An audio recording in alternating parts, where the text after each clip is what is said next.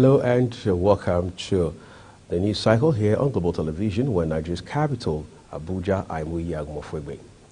President Bola Tinubu has approved the removal and replacement of some chief executive officers of agencies under the Federal Ministry of Aviation and Aerospace Development. This was disclosed in a statement by presidential spokesman Ajiro Ngelale on Wednesday night, stating that the decision was in line with the president's determination to bring world-class standards to Nigerian civil aviation in consumer protection and the promotion of the well-being of Nigeria passengers as well as other sectorial stakeholders.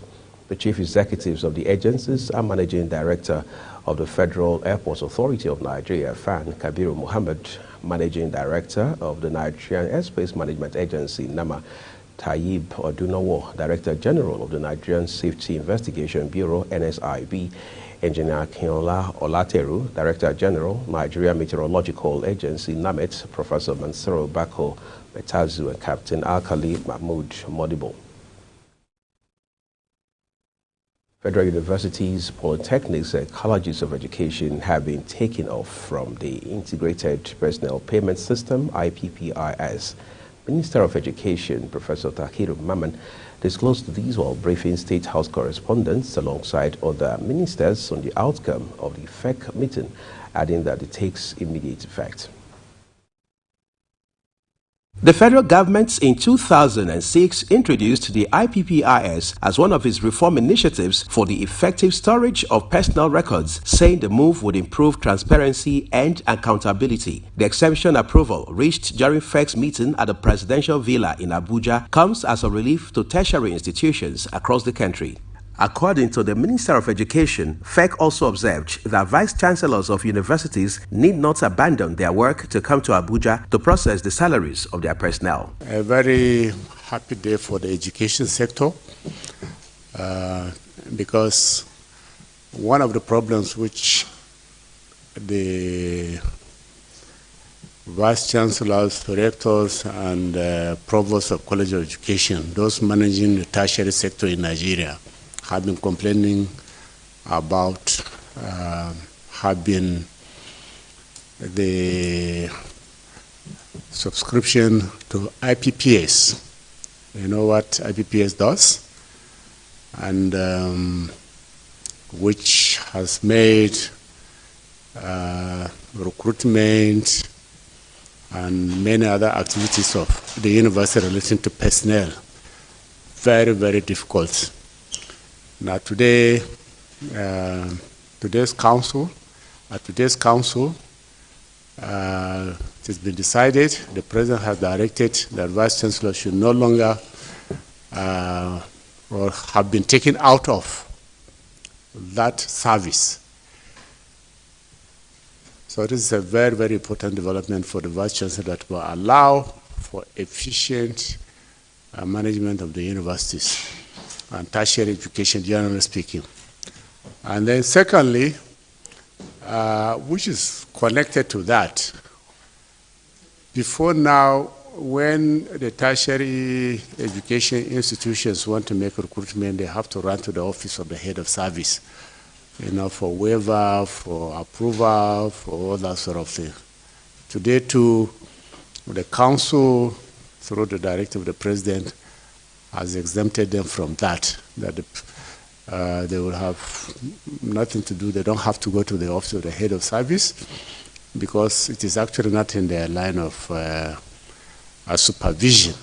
Earlier, President Bola Tinubu has sworn in Dr. Musa Aliyu as substantive chairman of the Independent Corrupt Practices and Other Related Offences Commission, ICPC, following his confirmation by the Senate. Others are Nantu Abdullahi, Shehu Aliyu, Rokeyat Odekunle, Princess Sarah Shosho, and Dr. Festus Oyebade. The president personally administered the oath of office on the new appointees whose appointments were recently confirmed by the Senate in accordance with the provisions of the 1999 Constitution as amended.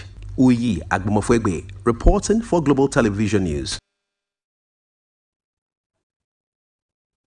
Acting Governor of Ondo State, Lucky Aiyedatiwa, has called for renewed unity for significant and accelerated development in the state as envisioned and pursued by Governor Rotimi Akeredolu.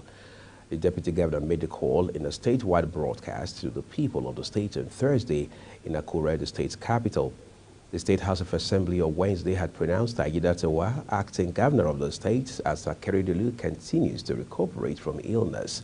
He said what happened in the past was a temporary delay in the democratic journey, urging members of the State Executive Council to come together and support him to deliver the dividends of democracy as trustees of the people with whom common humanity is shared. The acting governor appealed to the people of the state to continue to pray for Akeredolu's quick recovery. Chairman of the Economic and Financial Crimes Commission, Ola Olukoyede, has called for urgent and unconditional return of Nigeria's stolen assets stashed in foreign countries. According to a statement posted on the Commission's X handle on Wednesday, Olukoyede made the call on Tuesday at the ongoing 10th session of the Conference of State Parties to the United Nations Convention Against Corruption, holding at the Georgia World Congress Center, Atlanta, in the United States of America. According to him, the return of stolen assets warehoused in foreign countries has become imperative for the growth of the economy and expansion of frontiers of development within and outside Nigeria. A group of people described by the Kano State Police Command as faceless intruders have attacked the Secretariat of Gwale local government area of the state following the reinstatement of the embattled chairman of the council, Khalid Ishaq, on Wednesday. The development comes after a fire outbreak had earlier gutted part of the Secretariat building earlier on Wednesday morning. Ishaq, who was elected chairman of Gwale local government area during the immediate past administration of the All Progressives Congress, APC, was suspended by the Kano State House of Assembly for 3 months. His suspension followed a petition written by councillors of the local government council and submitted to the state legislature, accusing him of alleged involvement in illegal sales of land. As the 3-month period of suspension elapsed, he sought legal redress, to which the court ruled in his favor and ordered his reinstatement. Let's turn to other stories now. Rivers State Attorney General and Commissioner for Justice, Professor Zaccheaus Adango, has resigned. His resignation was communicated in a letter dated November 14, 2023, and addressed to Governor Sim Fubara. He noted that his exit from office was based on personal principles and not connected to the political crisis currently rocking the state. Global Television will keep tracking developments in Rivers State for our viewers. Meanwhile, a Rivers State High Court in Port Harcourt, the state capital, has barred the factional Speaker of the State House of Assembly, Martin Amaewule, who is loyal to Minister of Federal Capital Territory Nyesom Wike, from going into the State Assembly complex until the burnt chamber is fully renovated by the state government. It also ordered the factional Speaker of the State House of Assembly, Addison Ihe, to preside over the activities of the legislative arm of the state, pending the determination of a motion before it. Justice M.W. Danagogo gave this order in an ex parte motion in which Rivers State House of Assembly was the first claimant and Addison Ihe second claimant, while Martin Amaewule was first defendant and Deputy Speaker Dumle Mao was the second defendant. Minister of Trade, Industry and Investment Doris Nkiru-Kanite has faced intense scrutiny on Tuesday from members of the Joint Senate and House of Representatives Committee on Trade, Industry and Investment during a budget defense hearing. The committee questioned the minister's proposal to allocate 1 billion naira for a trip to Geneva in 2024, a provision that the minister struggled to substantiate. In response to the budget document submitted to the committee, members expressed disbelief and outrage at the proposed allocation of 1 billion naira for the Geneva trip. Kikalomo Okere has the details. The Joint Senate and House of Representatives Committee on Trade, Industry and Investment during a budget defense hearing raised concern regarding the substantial expenditure aligned with the core mandate of the Ministry of Trade, Industry and Investment as per the customary budget defense procedure. The minister was called upon to elucidate the rationale behind the proposed budget and report on the performance of the 2023 budget. Senator Adams Oshomole, representing Edo North Senatorial District and a former governor, voiced reservation about the planned 1 billion naira trip to Geneva. He questioned the necessity for the minister herself to undertake the trip, suggesting that she could leverage the expertise of her staff to achieve the intended objectives without incurring such significant expense. Senator Oshomole further criticized the proposed trip as an irresponsible use of taxpayers' money, urging the minister to explore more cost-effective methods to accomplish her goals. But there is one major thing that I've seen in all the committees that I've attended, and this is something the Senate has to look at. Every time Nigeria has to travel, including your ministry, we always have the largest delegation of Nigerians to trade missions. Now I see in your proposal, you have trade mission in Geneva, and you are going to spend almost over 1.70 billion naira to maintain your Geneva office, which means ideally you have trade experts in that office. And when I used to go to Geneva, where Nigerian ministers go with 30-man delegation, America will use their trade officers in Geneva to attend those meetings.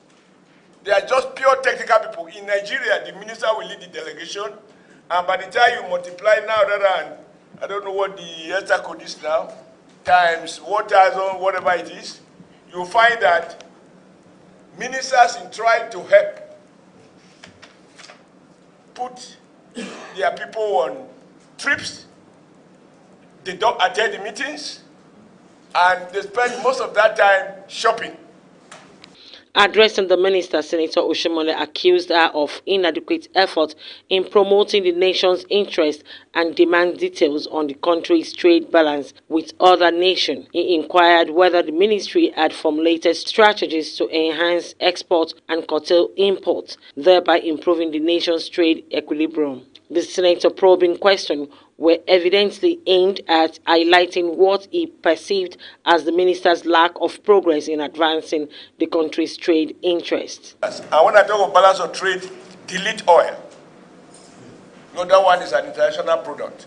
So that we can appreciate how much we have gained in terms of giving all the money we spent over the years on export promotion and all the institutions we've set up, whether they are banks, they are commission, whatever they are, so that it will give us a window whether we are not just throwing money away. Earlier, the minister had presented 2024 budget proposal to the Joint Committee on Trade, Industry and Investment, emphasizing its role in fostering economic growth and national development. I'm delighted to be here today to present the 2024 budget by the Ministry of Industry, Trade and Investment. I am delighted to be before you, distinguished senators and House members.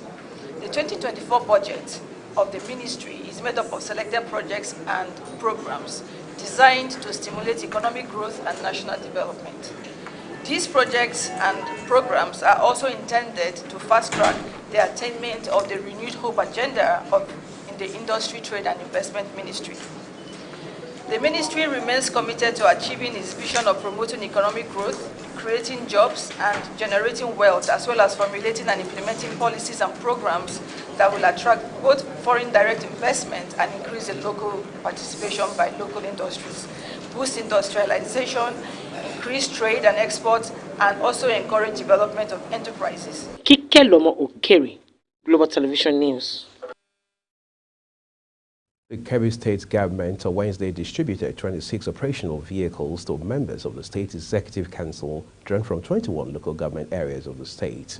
Distributing the vehicles to the commissioners in Birin Kebbi, the state capital, Dr. Nasirul Idris warned that any commissioner who sells or uses the vehicles for unofficial engagement will be sacked, adding that the government is making history again on account of the fact that it's handing over 26 vehicles to commissioners to ease transportation challenges in their official engagements. He said it will also be useful for the commissioners to visit their localities to find out the challenges. The Commissioner for Local Government and Chieftaincy Affairs, Abubakar Garba, who spoke on behalf of his colleagues, assured the governor that the vehicles will be used strictly for the purpose for which they were provided. The new Commissioner of Police deployed to Lagos State's command, Adegoke Fayode, has assumed duty. A statement by the Lagos State Police Public Relations Officer, Benjamin Yodain, confirmed this on Thursday. Fayode is taking over from Idowu Ohowa, who was recently promoted to the rank of Assistant Inspector General of Police and redeployed to the AIG Force Criminal Investigation Department Annex, Alagbo in Lagos. Odeyin Fayode, he says, is an indigene of Ila-Aragun in Osun State and joined the police on May 18, 1992. He added that he holds a Bachelor of Arts in Education and History from Lagos State University, as well as a Master of Public Administration from the University of Lagos and a degree from the National Open University of Nigeria. When news cycle returns, COP28 ends with agreements on swift, just, equitable fossil fuel transition. The news continues shortly with details of these and more stories for you right after this break. Do stay with us.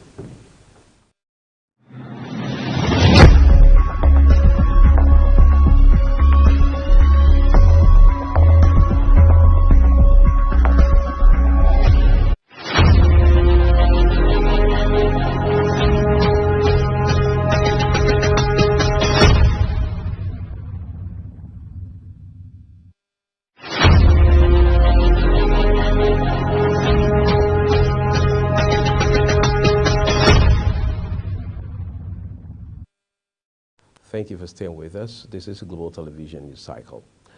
On a foreign scene, the United Nations Climate Change Conference, also called COP28, rounded off Wednesday with an agreement that signals an end to the fossil fuel era via laying ground for a swift, just, and equitable transition underpinned by deep emission cuts and improved financing. In a demonstration of global solidarity, negotiators came together in Dubai with a decision on the world's first global stocktake GST to scale up climate action before the end of the decade and an overarching target to keep global temperature limits within 1.5 degrees Celsius. The GST is considered the central outcome of the meeting as it contained every element that was under negotiation and can be used by countries to develop stronger climate action plans by 2025. In the short term, parties were encouraged to come forward with ambitious economy-wide emission reduction targets covering greenhouse gases, sectors, and categories that aligned with the 1.5 degrees Celsius limits in their next round of climate action plans, known as nationally determined contributions, by 2025. South Korea's military said Thursday it scrambled fighter jets as 2 Chinese and 4 Russian military planes entered its air defense zone, an area wider than the country's airspace. The Chinese and Russian planes entered and exited the Korean Air Defense Identification Zone in the Eastern Sea, also known as the Sea of Japan, Seoul's Joint Chiefs of Staff said. However, it says there was no invasion of aerospace. It added, and the South Korean military identified the planes before they entered Cadiz and deployed Air Force fighter jets to take tactical measures in preparation for contingencies. An air defense identification zone is a broader area than the country's airspace in which it tries to control aircraft for security reasons. Still, the concept is not defined in any international treaty. China's Foreign Ministry spokesperson Mao Ning described the incident on Thursday as a routine flight activity. China and Russia are North Korea's traditional allies, and Washington warned last month that military ties between Pyongyang and Moscow were, quotes, growing and dangerous, end of quotes. Elsewhere, EU Chief Ursula von der Leyen on Wednesday backed imposing sanctions on extremist Israeli settlers responsible for attacks on Palestinians in the West Bank. She said her comments came after European Union Foreign Policy Chief Joseph Borrell said on Monday that he would put forward a proposal to sanction the West Bank settlers. Time to talk. We must give Ukraine what it needs to be strong today, so that it can be stronger tomorrow at the table when it is negotiating a long-lasting and just peace for Ukraine. To bring us on business now, the House of Representatives Committee on Solid Minerals Development has made a case for scaled-up budgetary allocations to the Ministry of Solid Minerals Development for the 2024 fiscal year to bolster the mining sector's contribution to diversification of the country's economy. At the Budget Defense session of the Ministry of Solid Minerals Development, Chairman House Committee on Solid Minerals, Jonathan Wefi, asserted that Nigeria possesses the solid minerals required to attract the needed foreign exchange in order to grow the nation's economy and substantially contribute to her gross domestic product, GDP. Fozia Lukman has the details. In the 70s, the solid mineral sector was accounting for over 50% of contributions to the GDP as against today, where it is only contributing a measure of 0.65% to the GDP. However, the present administration says it has placed priorities on the solid mineral sector for more revenue generation. Chairman House Committee on Solid Minerals stated that his enthusiasm about the impending revamp of the mining sector dampened upon receiving the 2024 budgetary estimate of the ministry, which he declared as grossly inadequate to make any significant impact in the very critical sector. The House Committee chairman consequently pledged the House of Representatives' resolve to not only substantially increase budgetary allocations to the mining sector, but also work with executive to institutionalize reforms through the requisite legislative framework. The House of Representatives will not rest on its oars to form strategic partnerships with the executive, the minister and all the agencies to make sure we make good on the oath of office we swore to at our respective inaugurations. To this end, we have taken proactive steps to put up motions and bills that will strengthen and bring about reorganization and restructuring in line with the 7-point agenda of the Honorable Minister. In his presentation, the Minister of Solid Minerals Development, Dele Alake, reiterated that the commitment of the federal government to diversify the nation's economy through solid minerals. He emphasized that at least 44 economically viable minerals have been discovered, asserting that the imperative of sanitizing the sector and providing an enabling environment for mining operations cannot be overemphasized. In today's world, there is a general clamor, global clamor for energy transition into green energy. So, the meaning or implication is that fossil fuel, hydrocarbons, oil, petroleum, that we rely solely on is no longer in fashion and is going out. And in a couple of years down the line, if we are not careful, we may find ourselves as a society in an economic dire straits. To sanitize the mining environment, the minister revealed that issues of insecurity is being tackled with interagency collaborations alongside the Minister of Defense to create a new security architecture that will feature an infusion of a huge dose of technology. The nation and previous administrations had shut their eyes against this gold in quotes that we have under the ground. In fact, you yourself know more than I do, Mr. Chairman, that when you do a comparative analysis of the countries that survive on solid minerals in today's world, they are numerous. And some of them don't even have these minerals as much as we do. Alake recalled the conceptualization of his 7-point agenda on the assumption of office, followed by his efforts to redirect local and global attention to the mining sector, which he noted has so far generated far-reaching global interest in Nigeria's mineral resources. Fozia Lukman, Global TV News. The level has taken a notch higher at the backdrop of the recent economic and fiscal reforms. The key reforms include the removal of petrol subsidy and the foreign exchange market rate restructuring. The bank, however, commended the federal government for what it described as bold reforms necessary to rescue Nigeria from fiscal cliff, describing the current pains as temporary. However, it also says the policies have created intense pressures on cost of living, which have pushed more Nigerians into hardship, with 104 million now living below the poverty line. The World Bank reports also indicated that the number of poor people living in the country had grown from 95 million in 2021 to 100 million in 2022, while the Nigerian Bureau of Statistics, NBS, indicated that the figure was 82.9 million in 2019 and 85.2 in 2020. It further stated that inflation remains at record high levels for Nigeria, which is 27.3% year-on-year in October 2023, partly driven by the one-off price impacts of the removal of the gasoline subsidy. And that's it on Global News Cycle. We are StarTimes Channel 276. Kindly follow us across our social media platforms using the Global TV, NG, and other handles now showing on your screen. I'm Uyag Mofwegwe. Thanking you so very much for watching. Don't forget to join us later on for News Express.